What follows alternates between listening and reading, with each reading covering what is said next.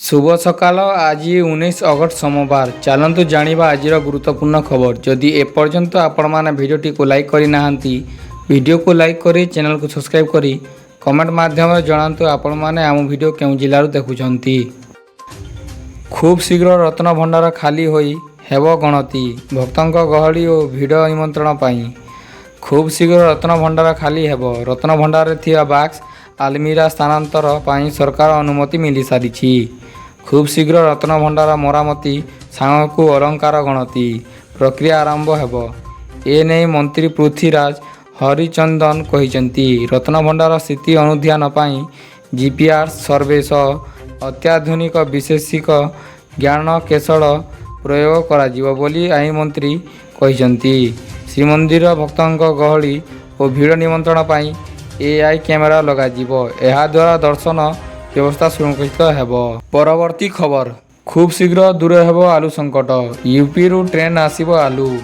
राज्य रे थमिबार ना नेउनी आलू संकट। बजार रु गायब हेलाणी आलू। चढ़ा दर रे देखी खाउटी निराश। एहारी भितर ओडिशा रे आलू संकट दूर पाई सरकार बड़ पदक्षेप ग्रहण करिबा नै सूचना रखिछंती।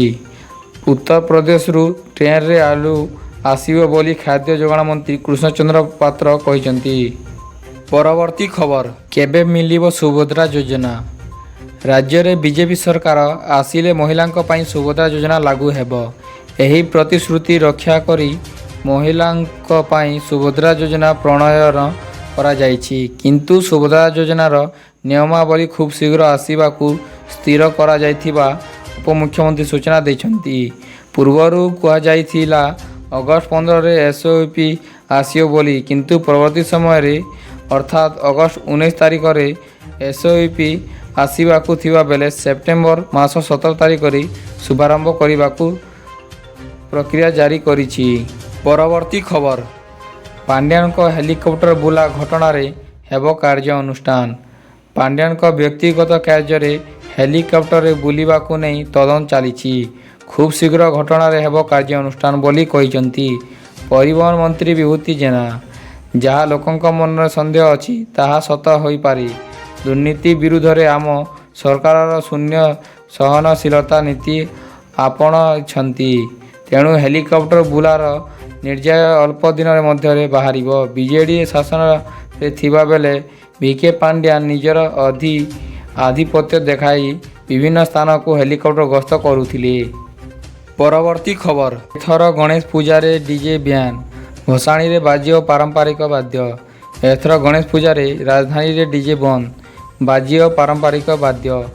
उभय मेलोडी और भसाणी रे भी डीजे ब्यान। तास ठाकुरंक विकृत मूर्ति निर्माण और पूजा नजर को आसिले भी हेबो कार्य अनुष्ठान। एथर सेप्टेम्बर 7 रे पड़ुछि गणेश पूजा।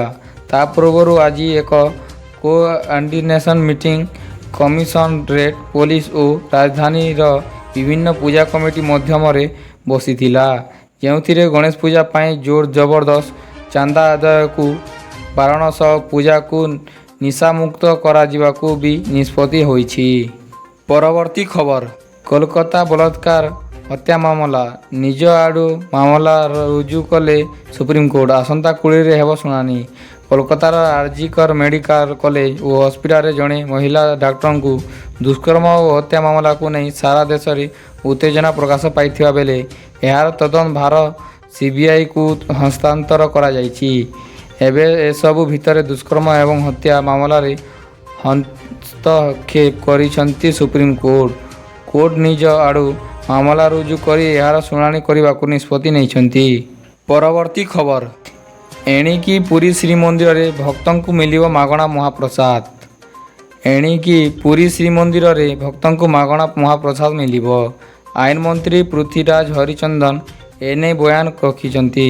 भक्तों को मागणा अभड़ा देवा को व्यवस्था करा जायछि। प्रतिदिन प्राय 1 ରୁ 1.5 लाख भक्त श्रीमंदिर आसुछंती। समस्त को मागणा महाप्रसाद देवाको चेष्टा चलीथिबा आईन मंत्री कहिसंती।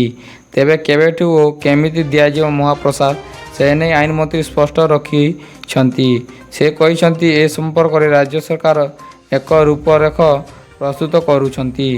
आईन मंत्री आहुरी कहिसंती ପୁରୀରେ ଶ୍ରୀ ଜଗନ୍ନାଥ ସଂସ୍କୃତିକୁ ନେଇ ଏକ ବ୍ୟାଖ୍ୟାନ କେନ୍ଦ୍ର ଖୋଲାଯିବ। ସେଠାରେ ଜଗନ୍ନାଥ ମନ୍ଦିରର ସମ୍ପୂର୍ଣ୍ଣ ନୀତିକାନ୍ତି ବ୍ୟବସ୍ଥାବଳୀ ଓ ଜଗନ୍ନାଥ ସଂସ୍କୃତି ବିଷୟରେ ଭକ୍ତଙ୍କୁ ତଥ୍ୟ ଦିଆଯିବ। ପରବର୍ତ୍ତୀ ଖବର, ଏହି ସବୁ ଜିଲ୍ଲାରେ ପ୍ରବଳ ବର୍ଷା ସମ୍ଭାବନା। ଉତ୍ତର ବଙ୍ଗୋପସାଗରରେ ଓ ଆଖପାଖରେ ଲଘୁଚାପ ସକ୍ରିୟ ରହିଛି। ଆଗାମୀ 2 ଦିନ ଭିତରେ ଏହା ଉତ୍ତର ପଶ୍ଚିମ ଦିଗକୁ ଗତି କରି ଲୋ ପ୍ରେସର ରୂପ ନେବା ପରେ ବାଂଲାଦେଶ ଉପକୂଳ ମୁହାଁ ହେବ। ଏହାର ପ୍ରଭାବରେ ରାଜ୍ୟର କିଛି ସ୍ଥାନାନ୍ତର ପ୍ରବଳ ବର୍ଷା ସମ୍ଭାବନା ରହିଛି। ଭୁବନେଶ୍ୱର ସମେତ ଓଡ଼ିଶାର 13ଟି ଜିଲ୍ଲାରେ ବର୍ଷା ଓ ବଜ୍ରପାତ ହେବା ନେଇ ରବିବାର ଆକଳନ କରିଛି ଆଞ୍ଚଳିକ ପାଣିପାଗ କେନ୍ଦ୍ର। ପରବର୍ତ୍ତୀ ଖବର, ନବନିର୍ବାଚିତ ସଦସ୍ୟମାନଙ୍କ ନିମନ୍ତେ ଜ୍ଞାନ ସଂସ୍କାରର କାର୍ଯ୍ୟକ୍ରମ ଗଣତନ୍ତ୍ର ପାଇଁ ଶୁଭଙ୍କର। ଗତକାଲିଠାରୁ 2 ଦିନ ଧରି ବିଧାନସଭା ତରଫରୁ ଓଡ଼ିଶା ବିଧାନସଭାର ନବନିର୍ବାଚିତ ବିଧାୟକ ଓ ବିଧାୟିକାମାନଙ୍କ ନିମନ୍ତେ ଜ୍ଞାନ ସଂସ୍କାର କାର୍ଯ୍ୟକ୍ରମ ଆୟୋଜିତ କରାଯାଇଥିଲା। ଏହି କାର୍ଯ୍ୟରେ ଯୋଗଦେଇ ମୁଖ୍ୟମନ୍ତ୍ରୀ ମୋହନ ଚରଣ ମାଝୀ କହିଛନ୍ତି ଯେ ଜ୍ଞାନ ସଂସ୍କାର କାର୍ଯ୍ୟକ୍ରମ ଗଣତନ୍ତ୍ର ପାଇଁ ଶୁଭଙ୍କର। 24 ବର୍ଷ ତଳେ ମୁଁ ଯେତେବେଳେ ବିଧାନସଭାକୁ ନିର୍ବାଚିତ ହୋଇ ପ୍ରଥମ ଥର ପାଇଁ ଆସିଥିଲି, ସେତେବେଳେ ମଧ୍ୟ ମୁଁ ଏପରି ଏକ ପ୍ରଶିକ୍ଷଣ କାର୍ଯ୍ୟକ୍ରମରେ ଯୋଗଦେଇ ସଂସଦୀୟ ପରମ୍ପରାର ବିଧି ବ୍ୟବସ୍ଥା ବିଷୟରେ ଜ୍ଞାନ ଆହରଣ କରିଥିଲି। ତେଣୁ ଆଜିର ଶିକ୍ଷଣୀୟ କାର୍ଯ୍ୟକ୍ରମ ମୋତେ ବହୁତ ଆନନ୍ଦିତ କରିଛି। ପରବର୍ତ୍ତୀ ଖବର, ଜୁଏଲ ରାମଙ୍କ ସ୍ତ୍ରୀଙ୍କୁ ଶେଷ ଦର୍ଶନ କଲେ ମୁଖ୍ୟମନ୍ତ୍ରୀ ମୋହନ ଚରଣ ମାଝୀ। କେନ୍ଦ୍ରମନ୍ତ୍ରୀ ଜୁଏଲ ରାମଙ୍କ ସ୍ତ୍ରୀ ଦେହାନ୍ତ ହୋଇଛି। ମୁଖ୍ୟମନ୍ତ୍ରୀ ମୋହନ ଚରଣ ମାଝୀ ତାଙ୍କୁ ଶେଷ ଦର୍ଶନ କରିଛନ୍ତି। ତାଙ୍କ ସହିତ ମନ୍ତ୍ରିମଣ୍ଡଳ ସଦସ୍ୟ ଓ ଅନ୍ୟ ବ୍ୟକ୍ତି ବିଶେଷ ମଧ୍ୟ ଶେଷ ଦର୍ଶନ କରିଛନ୍ତି। ଏନେଇ ମୁଖ୍ୟମନ୍ତ୍ରୀ କହିଛନ୍ତି ସେ ଏକ ଘରୋଇ ହସ୍ପିଟାଲରେ ଚିକିତ୍ସିତ ହେଉଥିଲେ। ଚିକିତ୍ସାରେ କୌଣସି ତ୍ରୁଟି ନଥିଲା। ହଠାତ୍ ଏଭଳି ଘଟିଗଲା। ଏହା ସମସ୍ତଙ୍କ ପାଇଁ ଦୁଃଖଦ ଘଟଣା। ଏହା ଜୁଏଲଙ୍କ ପରିବାର ସହ ଆମ ସମସ୍ତଙ୍କ ପାଇଁ ବହୁତ ବଡ଼ କ୍ଷତି ବୋଲି ମୁଖ୍ୟମନ୍ତ୍ରୀ କହିଛନ୍ତି।